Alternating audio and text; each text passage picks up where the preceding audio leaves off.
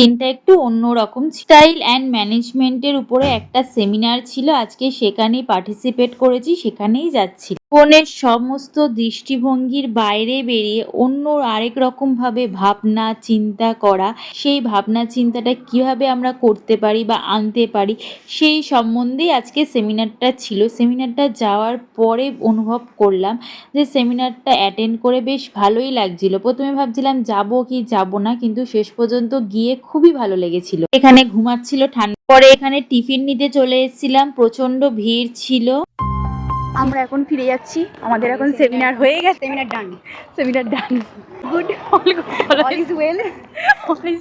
এখন ট্রেন ধরবো, ট্রেন ধরে এখন আমরা ট্রেন নেই, এখন ট্রেন নেই এখন আমার।